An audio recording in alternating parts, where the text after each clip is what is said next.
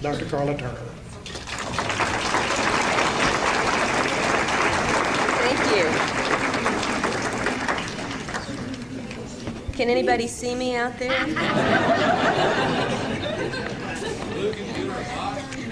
I need a Coke carton, somebody to stand on here. All right, how about sound? Are we okay on that? Well, before we get started, and someday my eyes will actually get used to this and I can see who you are out there, I just want to mention something. I haven't been able to sit in on many of the presentations so far because I've been working out front. And I don't know if anybody has made a big to-do yet over the fact that this is the 7th Ozark UFO Conference. Has everybody already celebrated that and I missed it? Well, this is the 6th one that my husband and I have been to, and I really want to thank Lou Farish for one more excellent weekend, if I survive it, that is.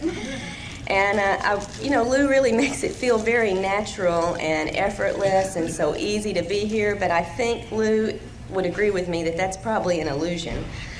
I think it takes hours and hours and weeks of work on his part for us to come here like we do every year and listen and share and catch up with all our old friends and, for me at least, meet a lot of new ones.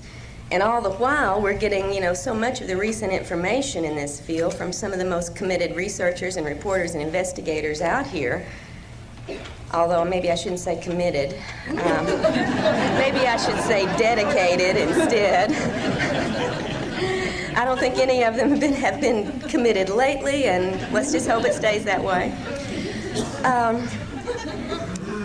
I'll tell you, though, with all the apprehensions, I hate to get serious on Saturday morning, but with all the apprehensions I have heard voiced in the UFO community and other communities over the past year about all the escalating social and political and scientific and religious repression and suspicion and polarization, and even fears of some new incarnation of totalitarianism, though, you sort of have to wonder just how long we're all going to be able to continue to do what we're doing this weekend and to research and report and educate ourselves and others about the real nature of this phenomenon. So let's all take advantage of it while we have the opportunity here.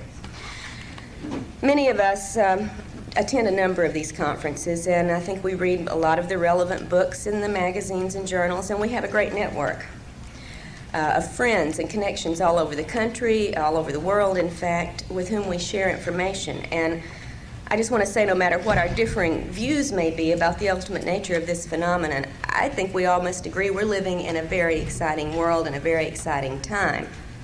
We all feel this. The more involved we are in the field, the more deeply we feel this. But the truth is that the rest of the world isn't watching what we're doing. I would remind us all that the UFO community is very small. It's very isolated from mainstream society in a certain way, although we're all out there right in the middle of things individually. And the things that we take for granted, most of society takes for science fiction, or fantasy, or hoax. And they pay very little conscious attention to us. Now, the reality of this phenomenon is not part of their perceptions for the most part, and until it is, I feel that we have a strong obligation to try to do something about that. As an abductee and a family of abductees, I know that it's real, what we're dealing with. As a researcher and a reporter about other people's experiences, I know that it is widespread, and that more and more people every day are becoming aware of just how real and pervasive and globally important this agenda of improbable contact and intrusion must surely be. I think the nature of this phenomenon admonishes all of us to become researchers and reporters, and most of all, educators. The whole world should be watching and listening, don't you think? And we need to do it. That's our job. But instead, right now, as we're meeting here and delving into so many different aspects of this field, most of our friends, our families, our co-workers remain in that blissful state of unawareness. So we all have a job to do. So, it's not all secondhand information that I'm reporting. We do have occasions to witness this ourselves. There's also a number of reports from the women that indicate a variety of illusory scenarios, one of the points I wanted to stress today. Sometimes involving sexual situations, sometimes involving prophetic dreams or visions, and sometimes clearly screened memories of real encounters that left them with false recollections rather than with the real details of these events. I'd like to use my remaining time to discuss the nature of the physical procedures, however, reported by many of these women, and these women are very typical and representative cases for so much of the material reported that never gets to you or to me because it's kept very private and very confidential. Because I think we need to be aware of just how physically oriented so much of the abduction agenda really is. In addition to the bodily effects you're already probably familiar with, including rashes, hair loss, eye problems, nausea, and for women especially gynecological problems and irregularities, the greatest area of concern, in my thinking, is that of the implants, the devices that several of the women, like so many other abductees around the planet, describe as being inserted into their bodies. I think the most intriguing information that I report and taken, and that in fact I've come across in all of this work, has come from Amy's account of this altered state scenario I referred to briefly, where she was taken to an underground installation. She felt this was what she perceived. And I would remind you as I go through this brief presentation that in every encounter, the human's state of consciousness is externally altered and controlled in every encounter. And knowing the virtual reality capabilities and the screen abilities, we need to remember not to take everything as being the gospel truth that people come away remembering. Now, this has, however, been explored with some very thorough regression work, and so I do feel a little more confident in what I'm going to tell you about Amy's memory of this event today than I would if it were strictly her conscious recollection. In part of this scenario, Amy recalled going into the underground room, full of equipment, typically described from other alien encounters and other underground facilities, by the way, and seeing quite a large number of alien entities working here in this environment. But as I said earlier, there were also several human-looking men present, at least human-looking except for their eyes. One particular alien in the group that Amy perceived to be a female interacted with her directly. And this female alien began, basically, with an apology to Amy for the intrusions that some of her race were making into human lives. This entity proceeded to explain that she and her group were working with some humans to try to counteract what the rest of her group was doing to us. All right, so we got to get the setup here on what Amy is being told. As the entity explained the negative nature of these intrusions for which she was apologizing, she then told Amy she wanted to remove 2 implants. This is one of the things they were doing to help counteract this negative intrusion activity, was to remove implants that the other group was putting into humans. And Amy recalled having an implant removed from one of her ears, and another smaller metallic implant removed from the base of her neck, or skull. Amy was told by the aliens several things about how these implants functioned, and she reports that she was not happy to hear that they could be used to control the implanted abductees in any number of ways. Now, the area into which the newer implants are inserted, Amy was told, corresponds to the part of the brain known as the reticular formation, and it doesn't have anything to do with zetas, by the way. Thanks to Marianne Friedman, who's here this weekend from Arizona, and who was wonderful enough to share a lot of her research into the medical aspects of this brainstem activity, I want to just briefly refer to this, and then on Sunday morning, Marianne is going to go into a little more detail at one of the mini sessions, so I encourage you to listen to this material. The functions of the reticular formation that Marianne got me started looking at are staggering. And I'm sure some of you have been through this already. For me, it was just information I had to recorrelate with the accounts of the implant reports, especially those that Amy had relayed to me from her friendly implant-removing alien. The function of, I'll just read you a very brief statement from Nigel Calder's book, The Mind of Man, one of the earlier classics of our modern time, on brain activity and brain research. And here is a quote about this reticular formation area. If the primary job of the brain is to enable its owner to respond effectively to events, The strongest claimant for mastery is not the roof or the cerebral cortex at all, but the brainstem. The brainstem net is well placed to monitor all the nerves connecting brain and body. It knows what is going on better than any other single part of the brain. The brainstem net exerts its authority by sending out impulses which stimulate or inhibit nerve action throughout the brain and the body. It can override activity in the spinal cord. It regulates the signals from the eyes, the ears, and other sense organs, thereby providing an agency for selecting what is to be attended to from moment to moment. And it is this part of the brain that Amy was told was now the most common area for the newer alien implants to be located. If the aliens are indeed placing control implants into this area, then they would be able, as you've seen from this just very brief description of the brainstem activity, they would be able to control everything from the person's level of consciousness, to the bodily functions, to the memory and thought processes, and the assessment of all sensory input. Now, if you don't think the implications of that kind of control are overwhelming, think again. And I hope Marianne will stimulate some exciting conversations with you tomorrow morning about the possibilities of this area of the brain being the point of alien control through which abductees can be kept awake, put to sleep, put in an altered state, made to get up and do things that they would not choose to do, made to say things they would not say, made to forget things that they have said and done, etc. All sensory input being controlled by this area. Through the implant, any number of realities can be presented to the abductee that are not really there. And what one remembers is controlled through this area, so the repression of memory of these events is very easily controlled as well. I think the implications are staggering. So also, however, are the implications of the final point I want to make this morning, and that is the reports on the cloning of human bodies that I previously encountered with Ted's investigation. In the women of Taken, two of them women, Pat and Lisa, both remember being shown cloned copies of their bodies,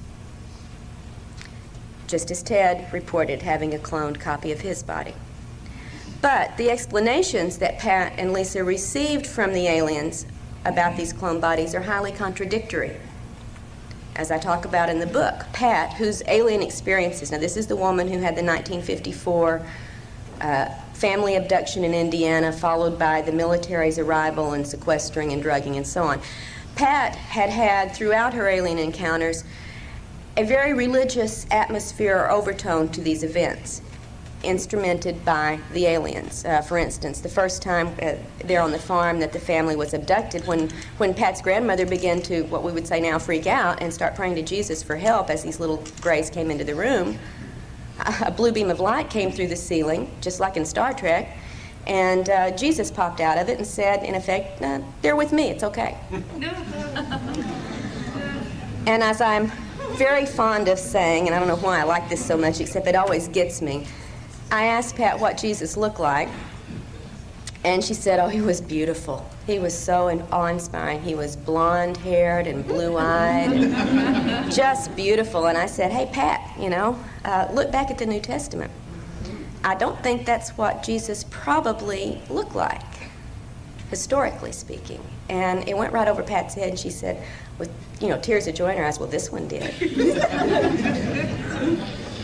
They knew how to push Pat's buttons. She was a very religious person. She was also told essentially that the aliens there with her were angels, and that their job was to prepare new bodies, as mentioned in the Bible, for the coming return of Jesus and the resurrection. When Jesus comes down with the legion of spacecraft to carry out this changeover, it was the aliens who are in charge of providing those new bodies. You want to see yours, Pat, they said? So this was wonderful. Pat is now assured that when the resurrection comes, she's got the vehicle for it. Lisa, on the other hand, down in Alabama, was told that the cloned copy of her body could be used in a very threatening manner. In effect, that it could be used to replace her if she didn't cooperate with the alien program, and that no one would know the difference. Not quite the same story as the resurrection. I would point out that such an implication of threat and replacement was also made to Ted Rice during an abduction when he was a young teenager, and there were several other teenagers abducted with him at that time, and cloned replacement threats were made also at that point.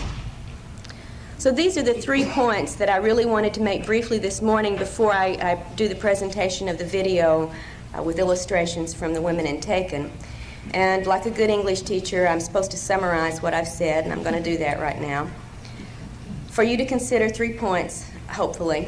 First, our own human authorities are seriously concerned about and involved with some aspects of the alien abduction agenda. If they take it seriously, it would behoove us to do likewise. And also, when human agencies are involved, there has to be some sort of trail of events. And I think thus a very strong possibility exists for some intrepid researchers to get out there and uncover and follow this trail. There has to be a record of human involvement. Second, much of this agenda clearly has a physical focus that should raise some very strong questions about some of the alien claims to be here on a primarily spiritual mission. The implication of both the implants and the reports of the cloned bodies are so potentially explosive that a great deal of effort toward investigating these allegations is certainly called for if we're really serious about wanting to understand the motivations of these entities and the purposes of their contacts with us. And third, I think we need to recognize that deceptions are employed at almost every level of this interaction to keep abductees from knowing about the actual events and the actual entities involved in these encounters.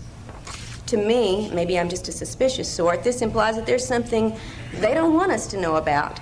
And often what seems implied from the reports is that there is something within us, the humans, something of which we could be capable, something of resistance or altering of this scenario that the abductors absolutely do not want us to be aware of. They go to great lengths to program our thinking about our encounters with them, that we are subordinate, that we are helpless, or that we are dependent, or that we belong to them. The list goes on. And they go to a great deal of trouble to convince us in every way that they can that we can do nothing about controlling these situations. The good news is that in a number of cases in the past couple of years, that hasn't proven to be true. Abductees are finding more and more specific instances in which they are able to resist the illusion suggestions, in which they are able to say no to procedures, and in fact when they have been able to break free of actual controls. This to me is a great step forward, and I think it's going to be something growing with any luck. We're going to find abductees are realizing there are ways to change this entire pattern of activity. I'm going to tell you about a revelation that will forever change the way you view the extraterrestrial phenomenon. Dr. Carla Turner, a courageous researcher who dedicated her life to studying alien abductions, discovered something that goes beyond any known theory. Her findings reveal that these beings not only manipulate our bodies and minds, but have a deep and disturbing interest in something much more sacred, the human soul. Through documented cases and chilling testimonies, we will explore how these entities create virtual realities, implant false memories, perform pain experiments, clone human bodies, and most disturbing of all, seem to capture and recycle the souls of their victims. Prepare to learn a truth that challenges everything you thought you knew. Dr. Carla Turner was no ordinary person talking about aliens.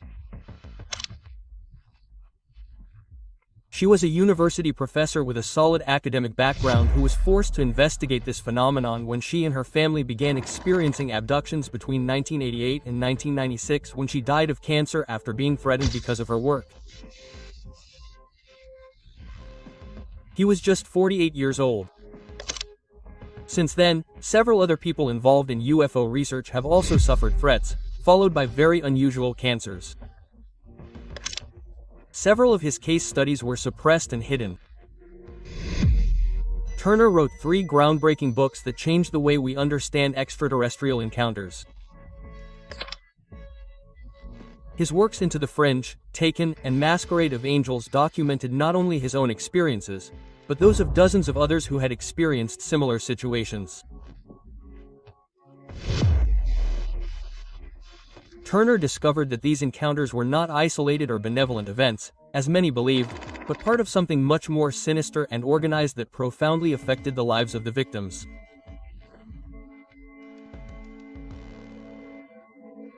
One of Turner's most disturbing discoveries was that extraterrestrials are masters of deception. During his 1995 lecture at the MUFON convention, he revealed cases where these entities made false predictions that destroyed lives.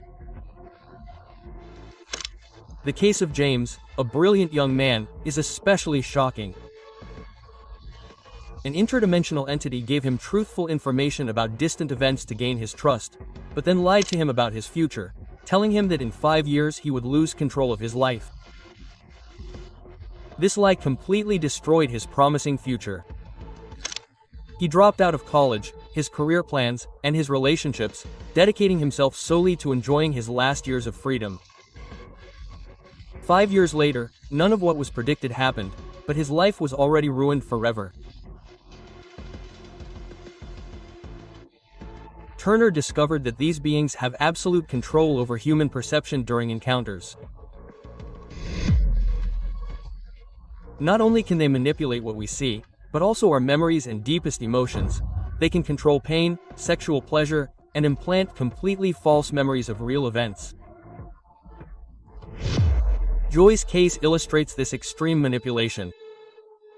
She recalled a beautiful spiritual experience reading messages to smiling extraterrestrials in a classroom, feeling love and acceptance.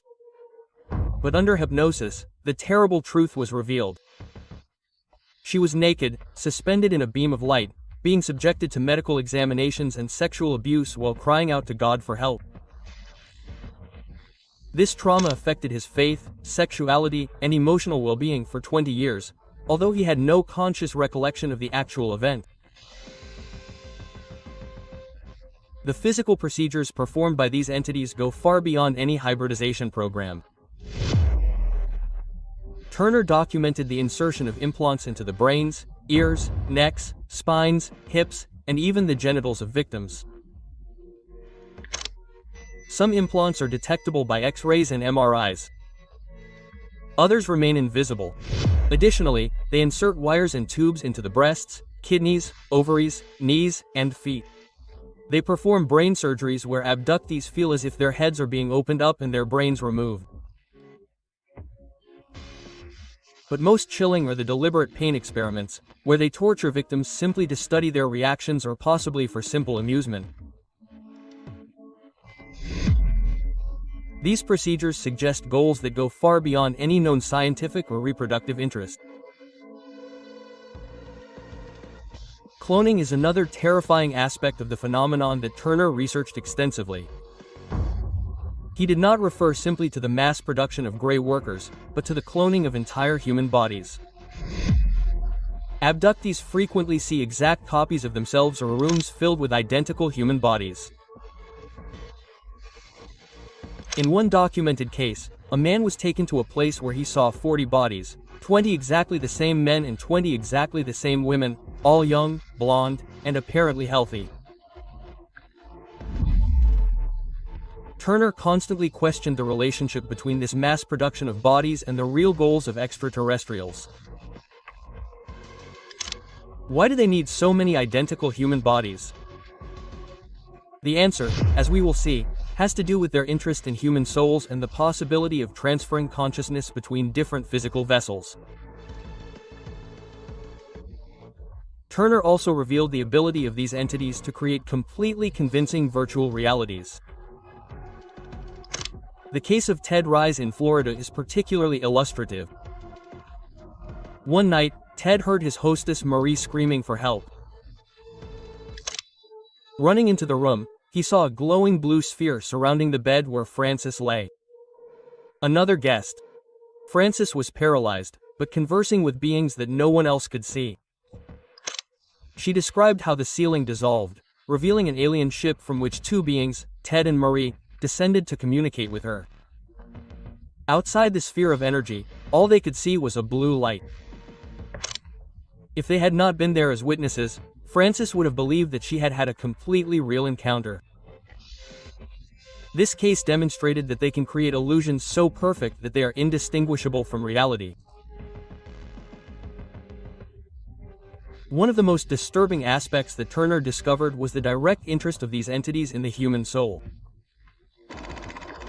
Although this topic is rarely discussed publicly, many abductees report experiences related to their souls. In one documented case, aliens directly asked a young woman if they could borrow her soul. Other abductees described seeing a huge metal sphere in space that they were told was a soul recycling center. Some recalled past lives in extraterrestrial bodies, and one man specifically recalled seeing his young human body die, his soul captured, and then inserted into a new body using extraterrestrial technology. These testimonies suggest that the real objective may be the capture and manipulation of human consciousness. Turner identified that these entities use sophisticated propaganda to shape human perception of them. They take advantage of their ability to create illusions and virtual realities to present themselves in forms that generate trust and docility. They frequently appear as deceased relatives, celebrities, or religious figures, especially as Jesus with specific features, such as blue eyes and blonde hair. This manipulation exploits the human tendency to associate physical beauty with moral goodness. Turner warned that this strategy is based on manipulating our emotions rather than providing real evidence of their true intentions. By presenting themselves as attractive and familiar beings, they manage to make abductees more cooperative during encounters, thus facilitating their true objectives that remain hidden behind these comforting masks. Long-term psychological programming is another key element that Turner discovered in his research. These entities not only perform physical procedures, but also systematically attack their victims' personal relationships, views on sexuality, political beliefs, and religious ideas. Many abductees develop a deep distrust of the government and paranoia towards other people, both inside and outside the ufological community. Spiritual beliefs also change dramatically after encounters. A woman named Jane, documented in the book Taken, explained how aliens specifically made her distrust the government. This programming appears designed to isolate victims socially and make them more dependent on their captors, creating a form of mind control that lasts long after physical encounters. Turner also revealed the involvement of human military elements in this phenomenon. Many abductees report surveillance and harassment by human agents, including helicopter tails and direct military intervention. Turner's husband was abducted and interrogated by a military group in 1988, an event that disturbed her more than the alien encounters themselves. In her book Taken, she documented 4 additional cases of women whose lives were interfered with by military forces, not just extraterrestrials. Although she could not share all the evidence due to confidentiality, she had documented names, dates, locations, and military bases. This collaboration between non-human entities and human military elements suggests a coordinated agenda that goes beyond the simple phenomenon of extraterrestrial contact, pointing toward broader control over humanity. Turner's final revelation about extraterrestrial interest in the human soul raises fundamental questions about our existence and destiny as a species. If these entities can truly capture, recycle, and transfer human souls between different bodies, then we are facing something that goes beyond any known physical threat. The combination of body cloning, consciousness manipulation, psychological programming, and military collaboration suggests a plan for total control over humanity, not only on a physical level, but also on a spiritual level. For her, the real danger lay not only in the ships that floated silently in the sky, nor in the implants inserted into bodies without consent. No, what was most terrifying was the level of psychic control to which the victims were subjected. These entities not only took over bodies, they took over minds, redesigned memories, implanted ideas, molded emotions, and reprogrammed beliefs. They turned their victims into believers. They were worshippers without their knowledge. They used spirituality, the most subtle weapon, as a tool of subjugation. They presented themselves as gods, as angels, as masters of wisdom, but they were programmers, engineers of human consciousness. And Karla Turner shouted it to the world, even when the price was her prestige, her health, and her safety, because she knew that the greatest mistake of our species is not fear of the unknown, but naivety in the face of what is presented as light. Karla Turner not only warned, she denounced, she went beyond simple scientific observation or personal testimony. She raised a clear, direct, dangerous accusation. Behind the apparent narrative of a cosmic contact of spiritual enlightenment and galactic missions lies a covert agenda, a carefully designed plan to keep humanity uninformed, divided, and anesthetized. She claimed that the phenomenon of abductions and many supposed spiritual experiences with beings of light were actually part of a sophisticated control system. One that operates from the shadows under the illusion of free will and that manipulates the deepest human emotions: love, faith, fear, hope. And she warned that if the silence was not broken, that wall of discredit, ridicule, and terror that surrounds those who dare to speak, the dominion of these entities would only deepen, becoming more subtle, more invisible, more irreversible. For Karla, the concept of awakening was not a spiritual metaphor or an esoteric fad. It was an urgent call, an alarm, an act of resistance. Awakening for her meant beginning to see the reality hidden behind appearances and recognizing that we are being intervened by intelligences that operate beyond the visible, but no less real for that. And it was precisely when her voice began to resonate louder, when her books circulated in alternative circles, when conferences were filled, when they began to bother those who preferred that the veil not be lifted, that something happened. In 1995, Karla received a devastating diagnosis: advanced breast cancer, a sudden, unexpected blow, inexplicable in its speed. Her health deteriorated in a disconcerting way, as if time itself had accelerated to silence her, as if someone or something could not allow her to continue talking. On January 9, 1996, at the age of 48, Karla Turner left this world. Officially, it was a natural death, but for many researchers of the UFO phenomenon, especially those familiar with the patterns surrounding whistleblowers and key witnesses, her departure is surrounded by an aura of suspicion. Too fast, too timely, too convenient. She was silenced. Her illness was induced, as some theorists claim, by unknown technologies capable of altering the human body from the inside, or was it simply a deadly coincidence like so many others? The question remains open and up in the air.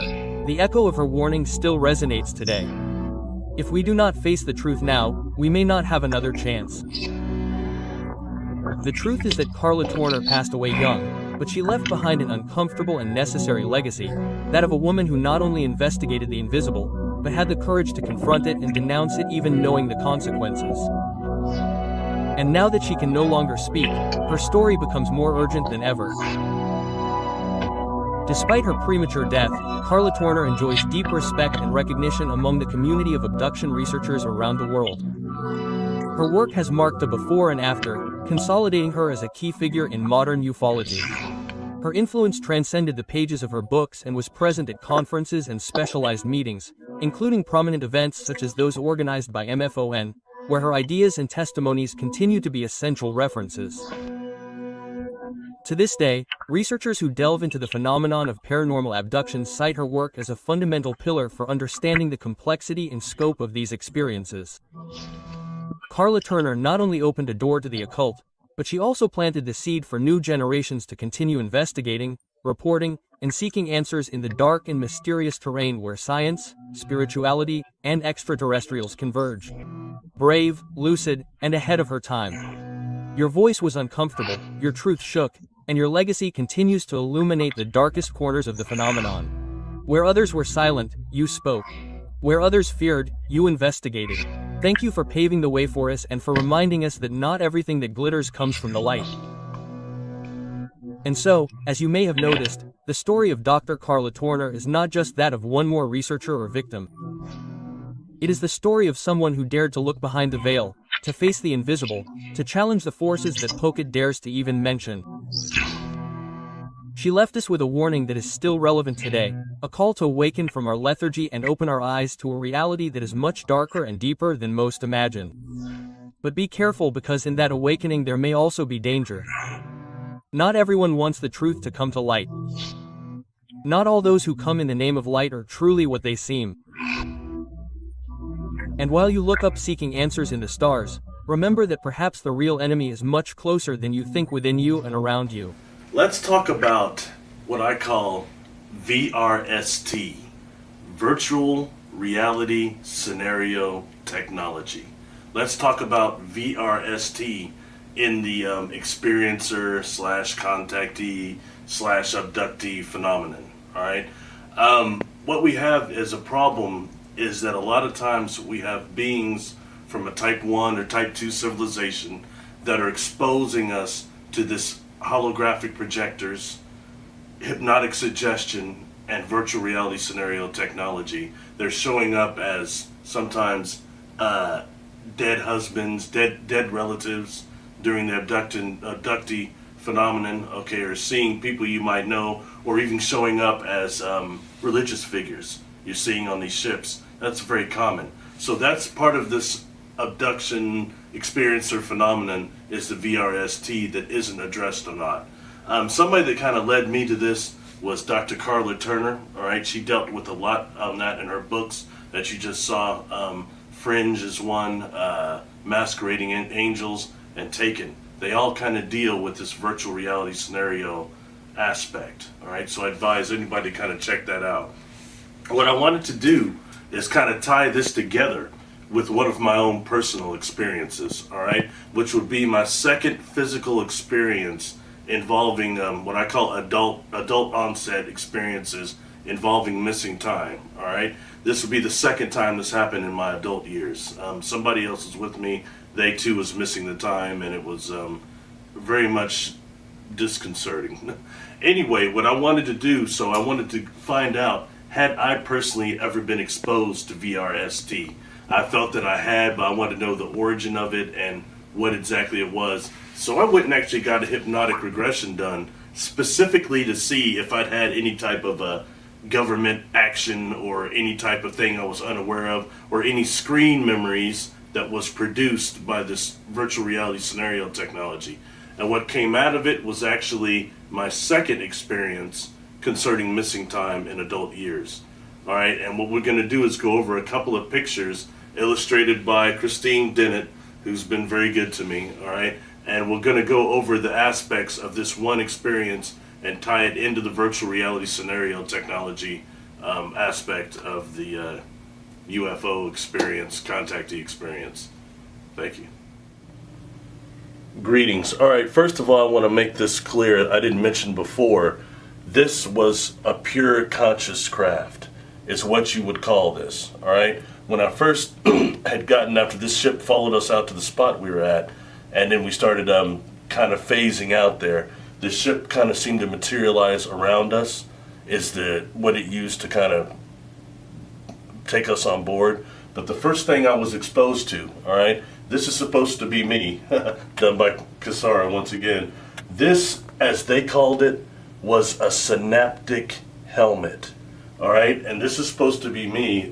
There was a separate apparatus that was a type of a breathing module that came from a different place. And that's to help, because I've described before the mist in there and how hard it is to breathe, okay? And reality, maybe these nodules were a little bigger. There was only a few of them. But nonetheless, it was too big for my head. And they had told me that this was a synaptic helmet that would give me a frame of reference for communication during this encounter. And I know why they said that, because a lot of these rooms appear to be moving around me, okay? And you're materializing into rooms, and it makes you very, very sick, okay? So this is, they also immediately told me that this same technique had been corrupted by dark forces.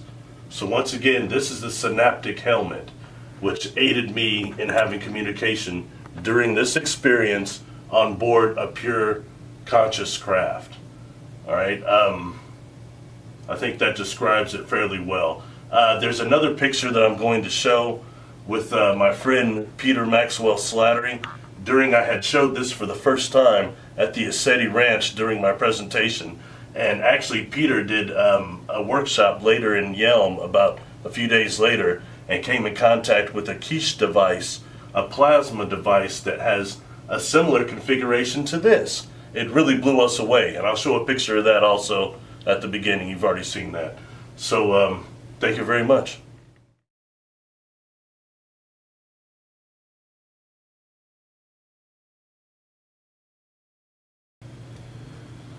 Okay, this one is the same experience, all right?